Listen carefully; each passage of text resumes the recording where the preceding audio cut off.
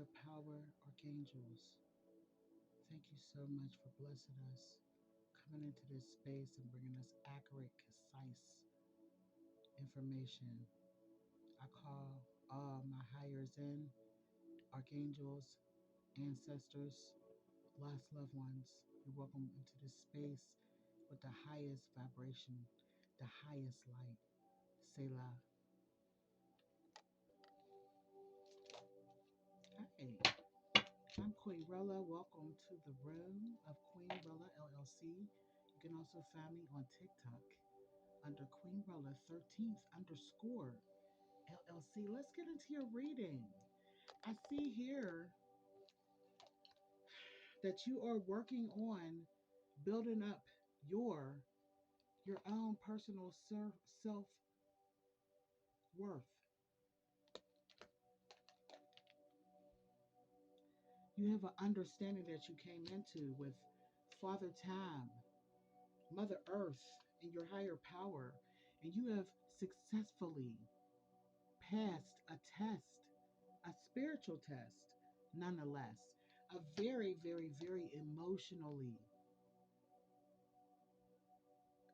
taxing test that you went through spiritually. And Spirit says, thank God Almighty, you were obedient, very obedient to what they asked of you. You understood the assignment and you followed accordingly. Spirit says, congratulations, good job. Now you realize how special an individual you are. How special of an individual you are. Mm. You used to feel very invisible, but that's when it comes to the human race. The human race tends to be hella chaotic. The human race tends to be finicky. One minute they love you, the next minute they want to let you go. The human race has a hard time sharing truth and honesty. The human race don't recognize how beautiful you are. But yet, you deny how beautiful you are. You deny how honest you are. You deny how loving you are. That's confirmation. You deny until you crossed over into a forbidden land and seen the truth for what it is. Once you found out the truth for what it was, it may have temporarily brought you some chaos, but it moved you in a certain direction. It moved you out of feeling trapped around these energies that claimed to love you, claimed that they listened to you when they weren't listening. You were doing more of the listening than they were. Now you know it is your task to go forth without these energies. There's nothing holding you back, no burdens. You're going to take this leap of faith, this risk,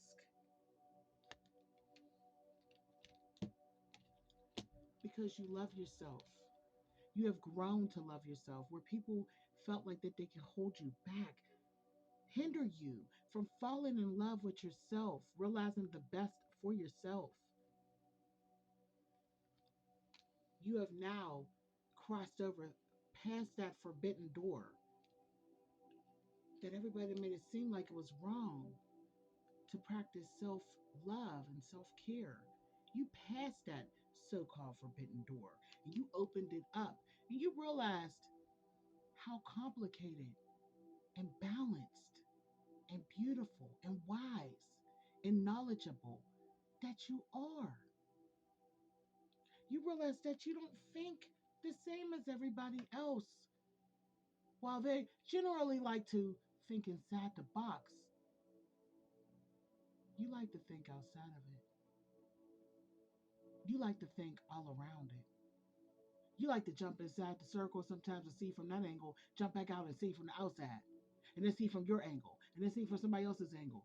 You have a different thought process than what others around you are. It's like apples and oranges.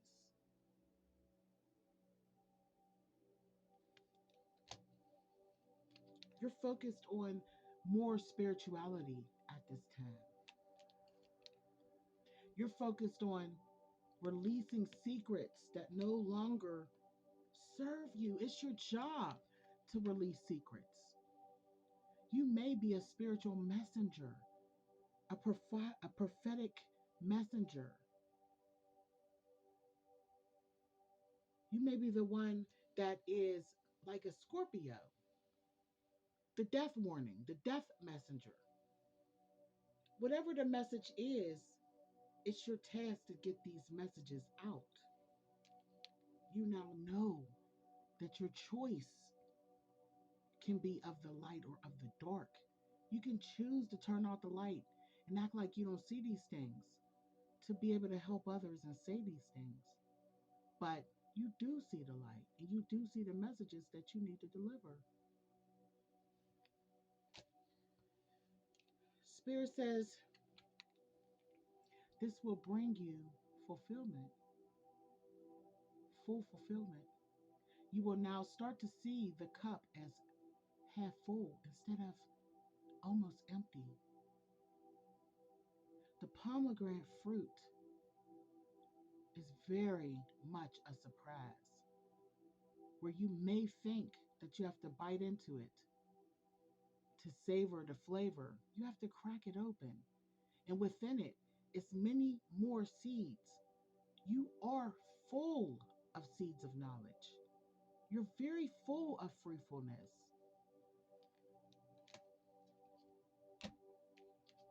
very strong, but Spirit wants to know why you won't stand in your power. The fledging one is one that runs in and out, indecisive, the fence ratter. Is it because you are a wounded warrior? And instead of using your pain to promote healing for others, are you sitting in this wounded warrior energy of pity, self doubt? Woe is me. Spirit, if that spirit says that's the case, you may need to work on your childhood healing. Get out, have some fun. If you used to like the b-ball, play b-ball, go out and play some basketball. Get in touch with your child, your inner child healing, your inner child. Go parent that inner child, that one that was hurt when they were only maybe 8, between 4 and 8 years old. Go parent that child. If you like to get on the slide, climb up that ladder and do the slide. If you like to do the swings, get on the swing and swing. Ride a bike, ride a bike. A lot of people call this midlife crisis. This is not a midlife crisis. This is literally getting in touch with your inner child because your inner child is your higher self. And a lot of people try to talk a lot of negativity on women that embrace that side of them, can easily, like me, put two pigtails in and just have fun like a little girl. A midlife crisis, sweetie, it's not a midlife crisis. You don't know nothing about raising yourself. You don't know nothing about being grown beyond the years that you were. So now there's a lot of people that need to go back and parent the child that's in them the way that their parents should have parented them.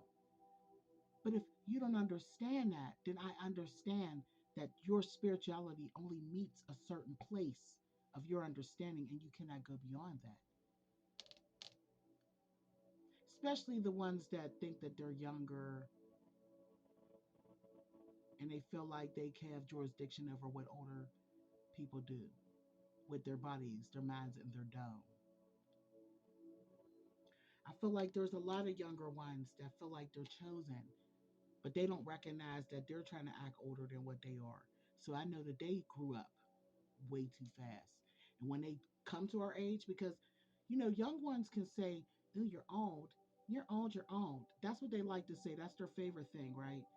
But we're already where we need to be, and we know what we're gonna look like because we are looking at it like it. So if you feel like we're old and you already looking at us with jealousy in your eyes at how young we look, and you're sitting around messing with younger folk, older folks that's trying to heal the child in them, the childhood trauma in them. Just remember, we're at this age already. You still got to make it there. And when you get there, I'm pretty sure you're going to understand how fragmented your young mind is. And then maybe you need to go out and do some childhood healing yourself. Okay? A lot of people will have kids to try to sneak and do it through their kids, dressing up for Halloween as Minnie Mouse and Mickey Mouse, or however, whatever that you choose to do. But it's still the same thing. Do we call that midlife crisis? Do we call it that? No. We call it just you interacting with your children because you can slip it into your parenting. But for others that have took the time to be mature through their parenting, and they was raising people's kids when they were a kid, they revert back to raise the child and have fun that that child should have had at that age. But I understand that there's a lot of you youthful spirituals that don't understand that, not yet, because you think you got it all together and figured out, and you think that you know the way that you're supposed to be when you're at this age versus this age. Oh, I know I'm gonna be like this when I'm at that age. I thought I knew a lot of things too at your age. I thought I knew a lot too. And the same thought process that you had about the elders that I loved when I was your age to sit at elders' feet and get knowledge. You could get caught up in two different cycles of egotistical. I think I know everything, and if I was at that age, I would have this and that, and I know this and that. Or you can be caught up in a cycle of actually being around those that do have some age and wisdom under their belt over you and learn something new without me even knowing, because I know you're watching. And stop trying to instigate issues between younger spirituals and older. Maybe there could be an exchange of knowledge.